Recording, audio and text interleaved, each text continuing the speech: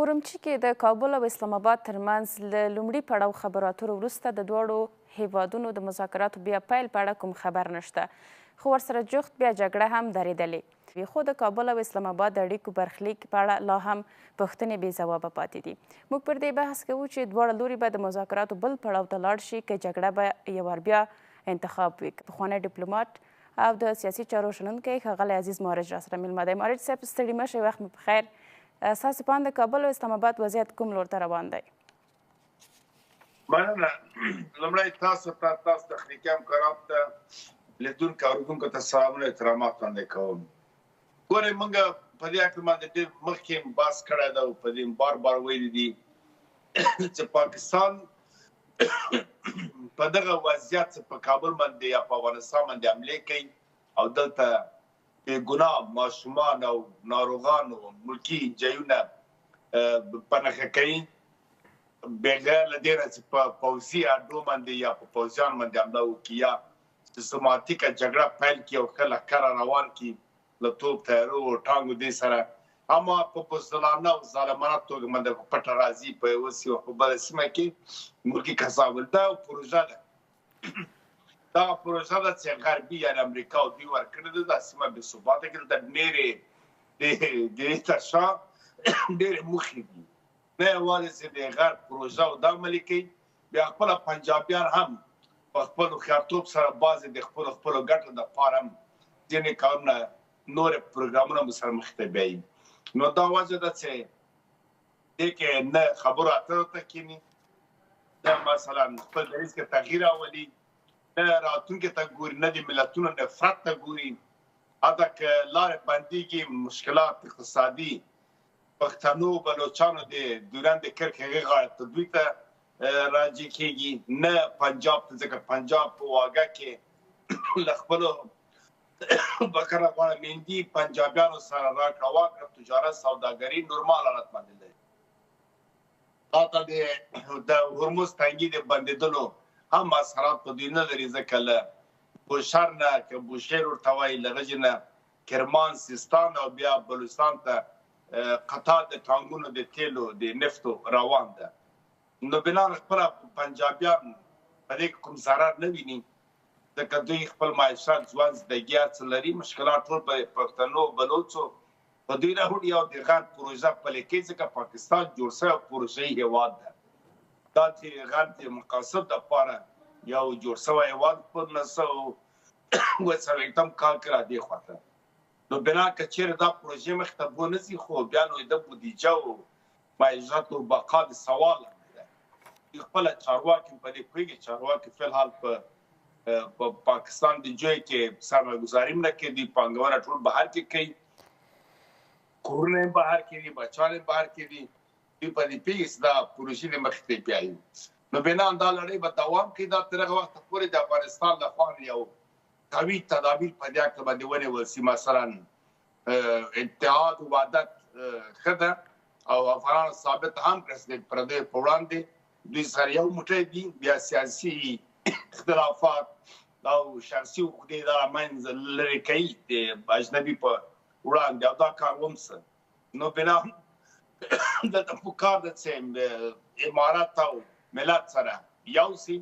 یوه لویه جرګه ته جوړه سي په تفاهم چې باید څه وکړو، او بیا نو کیدای سي یو زمینه دې ته مساعده سي چې یو نړیوال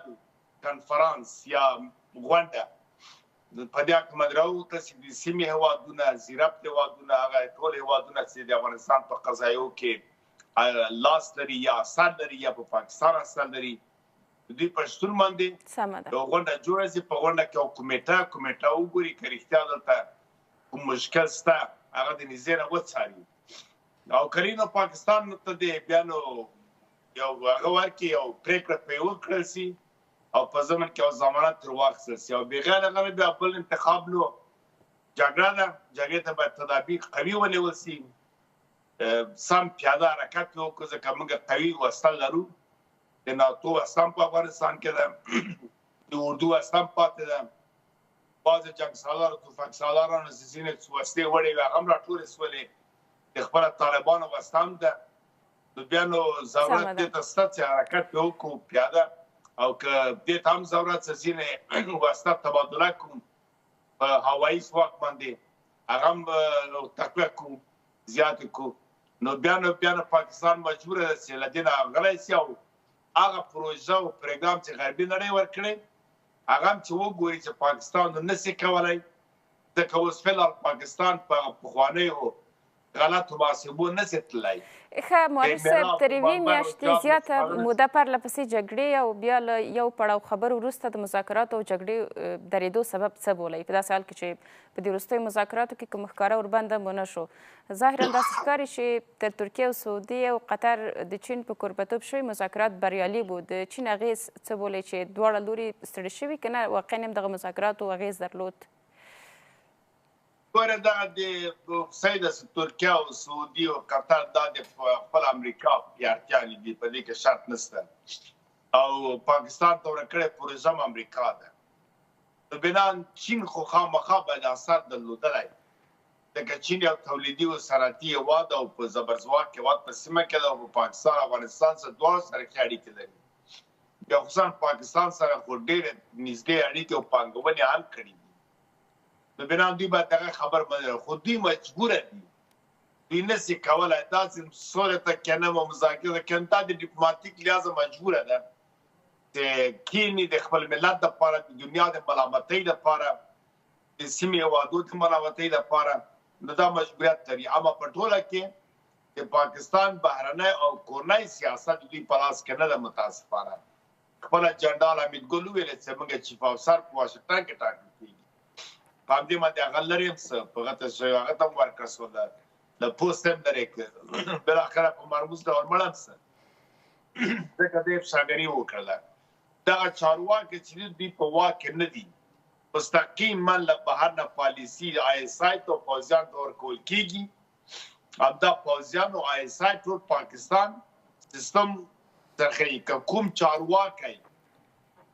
بغاوتو کې د غرب خبرو نه مني یا ثابت کېږي لکه فرید مشرف یا لکه عمران خان غوندې زندان ته ځي او یا که ډېر زیات بغاوتو کې او هېڅ خبر ونه مني بیا لکه پورټو ضیاءالله غوندې تورېږي له منځه یې بیایي نو دا چارواکي په دې باندې پوهېږي نو دا که چین ده که روسیه ده سبا ته یا بل هېواد ده دا مذاکرې خامخا پاکستان او پالما پکې کوي ځکه دی مجبوره ده دغه پروژه چې غرب ورکړې دغه پلي کړي که پلي نه کړي نو پاکستان خو یو ایالت د غربي نړۍ ده داسې یو ایالت ته چې دغه چارواکي مامورین دي اجرایي هدایت ورکول کېږي دوی اجرات کوي دا پروګرام مختزي موږ باید دې ته سترګې په لار نه اوسو چې پاکستان د خبرو مذاکرې له لارې نه موږ سره جوړجاړی کړي نه هېڅ وخت نه ده کړې له جوړه تر اوسه پورې ښه مورث صاحب تاسې وایاست چې د پاکستان بهرنی او کورنی سیاست په خپل واک کې نه دی په داسې وضعیت کې بیا دغه مذاکرات په څه معنا له بل لوري وایاست چې دوی مجبور دي چې مذاکراتو ته کښېني څه تمه باید له دغو مذاکراتو وشي ګوره مذاکره ښه وه چې کړې وای د دواړو ملتونو دواړو دولتونو په ګټه وای دواړو دولتونو په پرمختګ باندې ښه وه نفرت به هم نه ایجادېده او د سیاسي لحاظ هم ښه وه په ټوله کې بیا اقتصادي مسایلو ته ډېره فایده کوله ځکه لارې بندېدل سوداګریزې چارې په ټاپه درول دا د دواړو هېوادو په ګټه نه ده خو په خواشینۍ سره چې دا یو پروژه د پاکستان مجبوریت لري د دغه مجبوریت له مخې نه دا مذاکرې دا ناکامه دي او ناکام به وي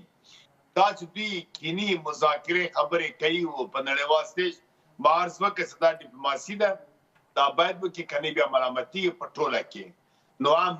مذاکرې او ډیپلوماسي و خبرې اترو ته رواني هم په همغه ورځ دی په میز خبرو باندې ناست دي دلته راځي په افغانستان باندې حملې کوي نو بنان دریځ د افغانستان باندې پنجابیان دي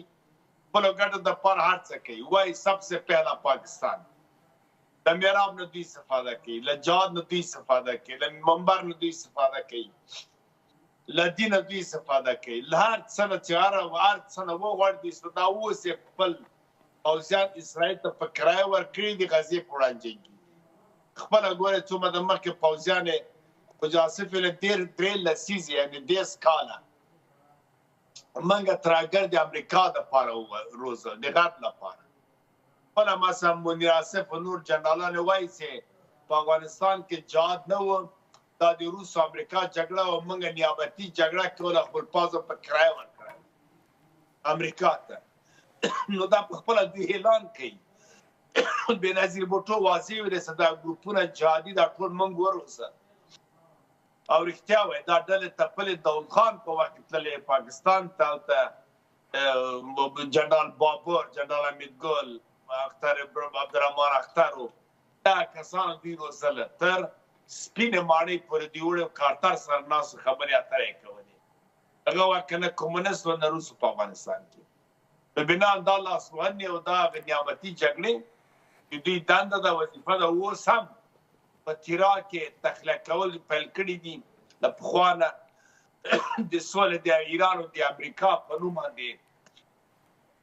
یو برنامه یې پیل کړل. هغه هم دته هدایت ورکړ ځکه نړۍ نوره پوهېدله چې د امریکا او د ایران سولې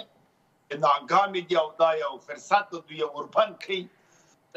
جګړه بیا دوام پیدا کوي. نو پنان هغوی قربتوب د ده نه کوو، پاکستان ته امر وکړ او په بلې خوا ته خپله پاکستان هم د برنامه دا ده د غرب امریکا تاګ راتګ چې په تیرا او په دې جو کې امریکا ته لوی لوی لکه د باګرام په شان او 2 برابره د باګرام هلته اډه جوړوي. کوئی تقرارات ورکړی چې باګرام ته څه کوئ، زه به دلته ځای درته درکړم. یو ډېره لویه غرنیزه سیمه د غرو منځ کې او ډېر اوار لوی ځای ده. د اطلاعاتو نه مخکې نه اوس یو کار په شروع کړی ده، ځینې پوځي ګاډي او تاسیسات دوی راغلي دي او دا په ډېر زر باندې جوړېږي ځکه پوځیان یو ځای زر جوړوي، ځکه هغوی داسې مدرن کوټو تعمیرو ته ضرورت نه لري. یا رنوې جوړول دي، وسلې راوړل دي، خیمې او دا جوړول دي، بیا کراکرا وروسته کېدای شي باید تاسیسات جوړ کړي. باګرام د افغانستان هم داسې وه. په 1950 کال کې هلته تنها یو رنوې جوړه کړله، نورې خیمې او دا شیان استحکامات پوځیان لاړل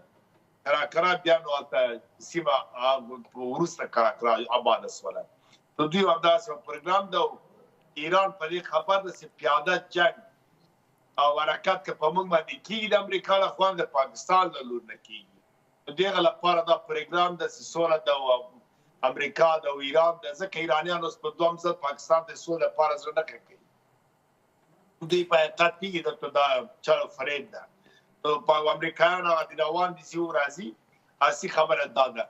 دغه کار په بل ځای کې نه کوي، راغلی پښتنو په سیمه کې او که بمباردېږي او ویشتل کېږي همدا سیمه به یو دلته به پښتانه ځکه دوی د مارش صاحب تر یوې نیمې دقیقې پورې فرصت لرو، وخت کم دی، بس همدلته راټولو. وروستۍ پوښتنه دا چې